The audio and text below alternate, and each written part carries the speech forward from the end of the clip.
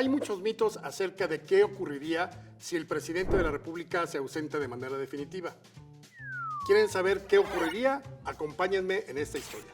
Entre 1824 y 1857, los legisladores decidieron que si llegaba a ausentarse el presidente, el encargado del poder sería el vicepresidente. Durante muchos años existió esa figura. El problema fue que el vicepresidente era el candidato derrotado en las elecciones presidenciales, es decir, enemigo del ganador. Imagínense de pronto Andrés Manuel en la presidencia con Ricardo Anaya en la vicepresidencia. Ahí se las dejo.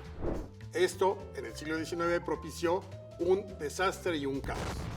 Debido a esta amarga experiencia, los constituyentes de 1857 decidieron eliminar la vicepresidencia.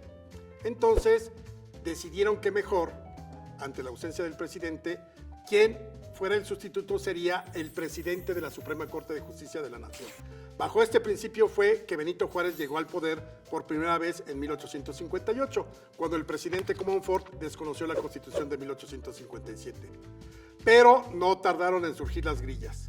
El periodo presidencial de Juárez se terminó en 1865, pero estábamos en plena guerra contra los franceses y el imperio. Aún así, el presidente de la Suprema Corte de Justicia, el general Jesús González Ortega, le dijo a Juárez: dame la presidencia, tú ya terminaste. Juárez le dijo cuernos y se quedó en el poder.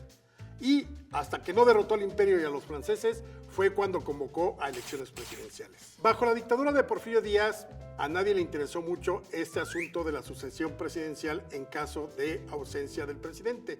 Sin embargo, para garantizar la continuidad de su proyecto, Porfirio Díaz estableció o restableció en 1904 la vicepresidencia de la República, que no sirvió para nada. Finalmente, los constituyentes de 1917 dijeron: ni la Suprema Corte de Justicia ni la vicepresidencia, quien elegirá el sustituto será el Congreso.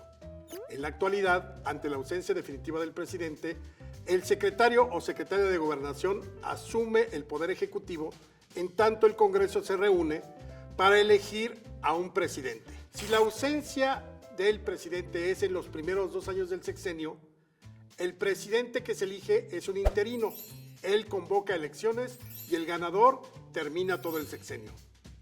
Si la ausencia del presidente es en los últimos 2 años de su sexenio, entonces el Congreso solo elige un presidente que se llamará sustituto para que termine lo que faltaba del sexenio. Como ven, no hay manera de que nos quedemos sin presidentes. Finalmente es una república y necesitamos un jefe del Ejecutivo. Esto fue el lado B de la historia.